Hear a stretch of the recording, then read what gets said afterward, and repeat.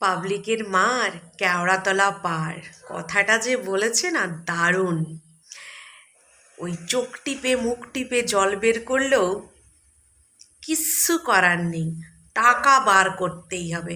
কেন কি টাকাটা তো তোমার নিজের না, নিজের ইনকামের টাকা না, এটা পাবলিকের টাকা, সেজন্য টাকা দিতেই হবে। তো চলো বন্ধুরা শুরু করে আজকের video. Hey guys, good morning, কেমন আছো তোমরা সবাই? আশা করছি সবাই ভালো আছো, সুস্থ আছো। তোমাদের ভালোবাসা ঈশ্বর আশীর্বাদে আমরাও সবাই বেশ ভালো আছি। জানো তো, কালকে আমি ভাবলাম সন্ধেবেলা এসে ভিডিওটা করব, তারপরে একদমই আর ভিডিওটা করতে পারিনি। কেন কি কালকে অনেক জামা কাপড় কেচেছিলাম, সেই সব আয়রন করে রাখতে রাখতে আমার এতটাই বেশি লেট হয়ে গেছে যে আমি আর ভিডিও করে তোমাদেরকে দিতে পারিনি। তো এখন বাজছে সকাল 7টা। আমি অনেক ভোর উঠেছি, প্রায় 5:30টার সময়। আমার অর্ধেক কাজ হয়ে গেছে, সবজি টবজি সব কেটে চা খেয়ে ভাবলাম চলো এখন ভিডিওটা শ্যুট করে পোস্ট করে দিই, তাহলে তোমাদেরকে দিয়ে দিতে পারবো সকাল সকাল। তারপরে তো সোনাই উঠে গেলে আর ভিডিও হবে না, তারপরে আরও কাজ বেড়ে যাবে। তো চলো যেটা নিয়ে বলতে এসছি সেটা বলি। সেটা হচ্ছে আমাদের হটকারী ম্যাডাম। ঠিক আছে, হটকারী ম্যাডামের গল্প তো তোমরা সবাই কম বেশি জেনেই গেছো। তবে তার কিছু শুরুর থেকে আমি তোমাদের সাথে কথা শেয়ার করব। সেটা হচ্ছে এই যে রিমি রূপা, এই রিমি রূপা দিদিভাইকে নিয়ে কিন্তু প্রথম ভিডিও করেছিল আমাদের গোয়েন্দাগিরি দিদিভাই, রিম্পা দিদিভাই। তারপর 2-3 দিন ধরে এই দিদিভাই, এই মানে রিমি রূপা যে দিদিভাই রয়েছে, রূপা দিদিভাই আমাকে কমেন্ট করে। তো কমেন্ট করাতে আমি তো মানে কি বলবো, একদমই ক্ষুদ্র ইউটিউবার। তবু আমার মনে হলো যে না, আমার দিদিভাইকে নিয়ে ভিডিওটা করা দরকার। কেন কি এদের অর্থের প্রয়োজন, এদের সাহায্যের প্রয়োজন, এদের মানুষের ভালোবাসা প্রয়োজন। মানুষের, আমি যতটুকু আমার চ্যানেলে যদি 200 জন মানুষও ভিজিট করে, তো 200টা মানুষের কাছে তো খবর পৌঁছাতে পারবো, এই ভেবেই কিন্তু আমি ভিডিওটা করেছিলাম। কিছু হলেও তো উপকার দিতে পারবো, এই ভেবে আমি কিন্তু ভিডিওটা করেছিলাম। ঠিক আছে, তো এবার সেই ভিডিও দেখার পর, যেহেতু কন্ট্রোভার্সি ক্রিয়েটারতে আমি ট্যাগ করি, বা কন্ট্রোভার্সি ওয়ার্ল্ডে যারা রয়েছে তারা কম বেশি সবাই সবারই ভিডিও দেখে, তো সেই সূত্রে কিন্তু আমার ভিডিও দেখে। এবং অনেক কন্ট্রোভার্সি ক্রিয়েটারকে আমি দেখলাম যে এই ব্যাপারটা নিয়ে ভিডিও করতে। কেন কি আমি ভিডিওতেও বলেছিলাম যে যারা আমার কন্ট্রোভার্সি ওয়ার্ল্ডে রয়েছে, কমসে কম তোমরা কম বেশি এনাকে নিয়ে একটু ভিডিও করো, তাহলে মানুষের কাছে পৌঁছবে। কেন কি এই দিদিভাই নিজের মুখেও স্বীকার করেছে, তোমরা শুনলে। এবং অনেক দিন ধরেই কিন্তু অনেক বড় ইউটিউবারের কাছে সাহায্য চেয়েছে, অনেক বড় ইউটিউবারকে বলেছে যে আমার সাথে একটা ভিডিও করো, আমার সাথে একটা শর্ট ভিডিও করো, তাতে করে লোক আমাকে চিনবে, একটু আমার সাহায্য হবে। কিন্তু সেটা কেউ করেনি। একমাত্র রাখি দেবনাথকেই দেখলাম এর মেয়ের সাথে একটি শর্ট ভিডিও করতে। ঠিক আছে, তো বন্ধুরা আজকে আরও একবার প্রমাণিত হলো যে কন্ট্রোভার্সি ক্রিয়েটারদের দম কতখানি, কন্ট্রোভার্সি ক্রিয়েটারদের পাওয়ার কতখানি। আজকে যে এই যে আমাদের হটকারী ম্যাডাম এত চোখ টিপে কান্না করে চোখের জল ফেললো, তারপরেও কিন্তু তাকে টাকাটা বার করতে হলো। সেটা শুধুমাত্র তোমাদের জন্য, তোমাদের কমেন্টের জন্য, আর তার সাথে আমাদের ভিডিওর জন্য। কেন কি দেখো, ওই দিদিভাই প্রচুর বড় বড় মানে ইউটিউবারদের সঙ্গে যোগাযোগ করেছে, বা তাদের কমেন্ট বক্সে কমেন্ট করেছে, কিন্তু তার কমেন্টে কেউ পাত্তা দেয়নি। আমাদের মতো ছোট ছোট ইউটিউবার যারা, আমাদের এই 3000-4000 চ্যানেল, তারাই কিন্তু এই দিদিভাইকে নিয়ে ভিডিও করেছি এবং যতটা পেরেছি মানুষের কাছে বার্তা পৌঁছে দিয়েছি। তারপর ওই দিদিভাইয়ের সাথে, ওই দিদিভাইকে নিয়ে আরও অনেকেই ভিডিও নামিয়েছে। এবং এটা জেনে ভালো লাগছে যে দিদিভাইয়ের যতটা টাকার দরকার ছিল সে ততটা পেয়ে গেছে। তার কারণ দেখো, আমাদের তো কাউকে ছোট করা বা কারো পকেট থেকে টাকা বের করে কাউকে দেওয়া, সেটা আমাদের টার্গেট ছিল না। আমাদের টার্গেট ছিল একটা মেয়েকে বাঁচানো, একটা মেয়ের চিকিৎসা চলছে, তো সেই চিকিৎসাতে যদি আমরা কিছুটা হেল্প করতে পারি, সেটা আমাদের টার্গেট ছিল। আর আজকে হটকারী ম্যাডামকে কিছু কথা বলবো। তার আগে বলি যে রিমির সুস্থতা কামনা করি, সে সুস্থ হয়ে বাড়ি ফিরে আসুক।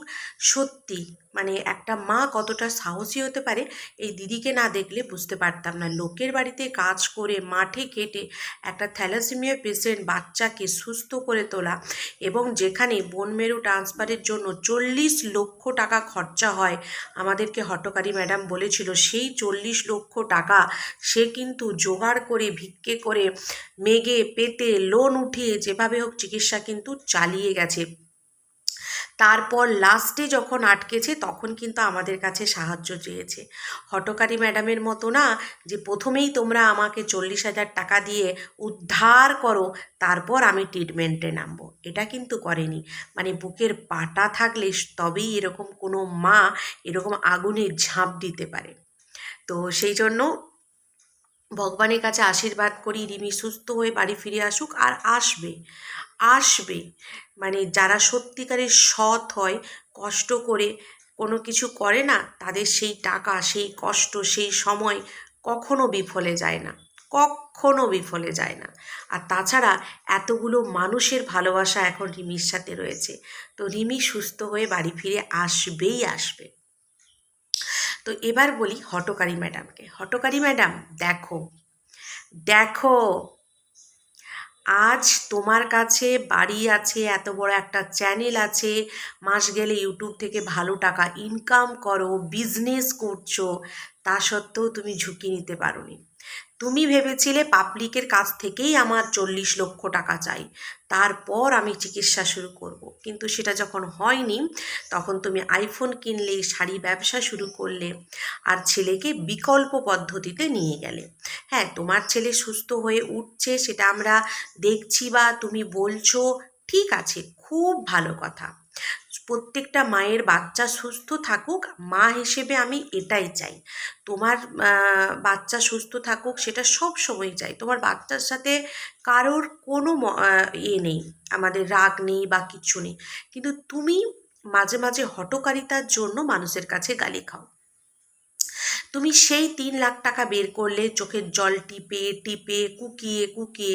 এই 3 লাখ টাকা যদি তুমি প্রথমেই ওই মেয়েটিকে দিয়ে দিতে, তাহলে নিশ্চয়ই তোমার ইমেজটা খারাপ হতো না, তাহলে নিশ্চয়ই তোমার এত চোখের জল বের করতে হতো না, আর এত গালিয়ে খেতে হতো না। হতো কি? যেই গালি খাওয়ার জন্য তুমি ডিপ্রেশনে পড়ে একদিন ভিডিও দিতে পারছো না। তোমাদের বড় ব্লগারদের যাদের 40,000 ভিউজ হয় পার ডে, সেই জায়গায় একটা দিন ভিডিও দেওয়া না দেওয়া মানেই কত টাকার লস সেটা আমি ভালো করে বুঝি, যেহেতু আমি একজন ইউটিউবার। তাহলে তুমি কেন এরকম হঠকারী সিদ্ধান্তগুলো নাও? তুমি যখন 20,000 টাকা পাঠিয়েছিলে তুমি কি ভেবেছিলে 20,000 টাকা দিয়ে খেল্লা ফতে হয়ে যাবে? তুমি একবারও ভাবোনি যে এই টাকাগুলো আমার বাপের টাকাও না, আমার বরের টাকাও না, আর আমি নিজে ইনকাম করেও রাখিনি যে টাকাগুলো আমি দাবিয়ে দেবো। হ্যাঁ, তুমি দাবাবে, তুমি একটা অনুমান পর্যন্তই দাবাতে পারবে, কিন্তু এগুলো হচ্ছে পাবলিকের টাকা।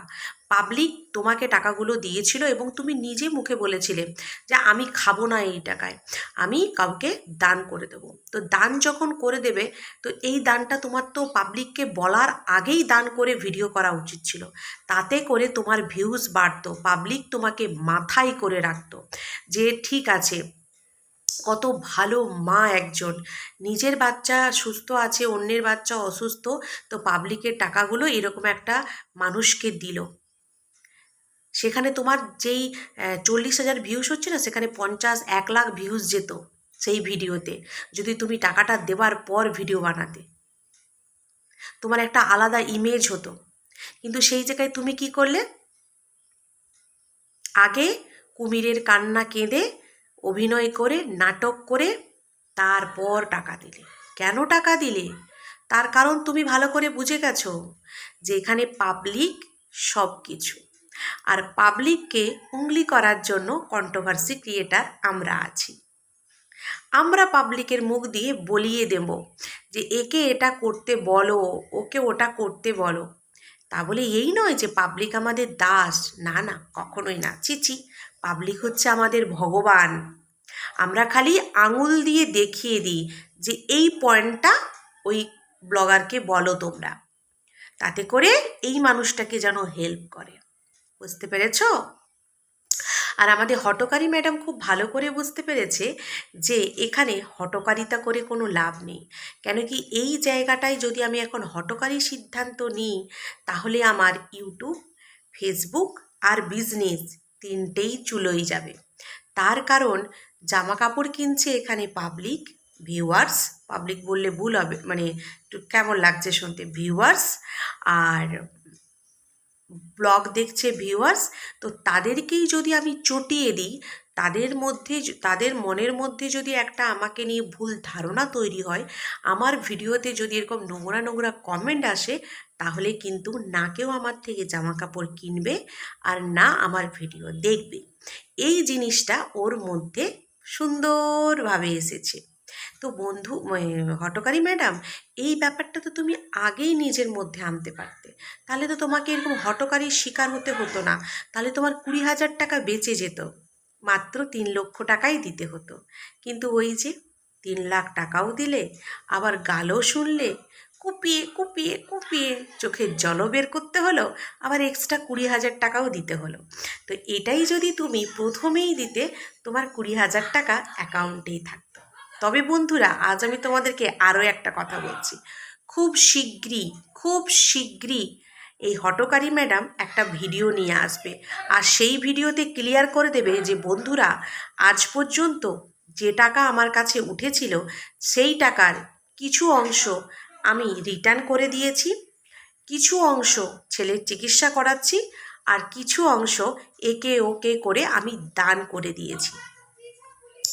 সেই জন্য তোমরা আমাকে আর গালি দিও না, আমি তোমাদের কাছে ক্ষমা প্রার্থী। পাবলিকের কোনো টাকাই আর আমার কাছে নেই।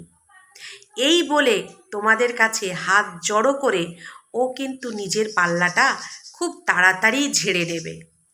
একটু ওয়েট করো, ভিডিও নামলো বলে। কেন কি ও এবার বুঝে গেছে যে টাকাটা নিয়ে আমি ঠিকঠাক হজম করতে পারছি না। এ তো ধীরে ধীরে একটু একটু করে আমার কাছ থেকে বেরিয়েই যাচ্ছে দেখছি। এই যে মোটা অঙ্কের একটা টাকা গেল, এটাই লাস্ট টাকা, ও আর কোনো টাকা দেবে না। এই বলে একটা ভিডিও খুব শীঘ্রই আসছে, তোমরা ও চ্যানেলেই পেয়ে যাবে, দেখে নিও। ও বলবেই যে আমার কাছে আর কোনো টাকা নেই, তোমাদের যা আছে আমি সব দান, যা ছিল আমি একটু একটু করে সবাইকে দান করে দিয়েছি। না হলে ও তো যেটুকু গুছিয়ে রেখেছে সেটুকু তো গুছিয়ে রাখতে পারবে না। পারবে কি? পারবে না। আর পাবলিকের কাছে ওকে ভালো, ভিউয়ার্সের কাছে ওকে ভালোও থাকতে হবে, না হলে ব্যবসা আর ইউটিউব দুটোই ঝাঁপ বন্ধ হয়ে যাবে। তো বন্ধুরা, এই ভিডিওটা শেষ করার আগে আরও একটা কথা বলি। সৎ মানুষ না সবসময় তার সততার পরিচয় দেয়। ওই দিদিভাই নিজের অ্যাকাউন্টে, নিজের গুগল পেতে পয়সা দিতে বলেনি, সে এতটাই সৎ, সে বলছে আমি যেখানে চিকিৎসা করাচ্ছি তোমরা সেখানে টাকা দাও। কেন কি সৎ মানুষ না লোকের একটা টাকাও নিতে ভয় পায়, লোকের একটা টাকা মারতেও ভয় পায়। যে বাবা, আমার 3 লাখের দরকার, সেখানে যদি 4 লাখ উঠে যায়, 1 লাখ টাকা আমি লোকের খেয়ে নিলাম, এইটা তাকে তাড়িয়ে বেড়ায়। এগুলো হচ্ছে সৎ মানুষের পরিচয়। সেই জন্য সে বলছে আমার যতটা দরকার ছিল মিটে গেছে, তারপরেও যদি তোমরা আমাকে সাহায্য করতে চাও করো। হ্যাঁ, আমি বলবো তোমরা করো, যারা করছো বেশি করতে হবে না। আমরা যদি সবাই মিলে 50, 100 বা 20, 30 টাকা করেও দিই, অনেক টাকা বন্ধুরা। অ্যাটলিস্ট একটা মেয়েকে সুস্থ করা, তার ওষুধ খরচা, খাওয়া খরচা, ওখানে যে 3-4টে মানুষ পড়ে আছে তাদের খরচা, অনেক খরচা থাকে।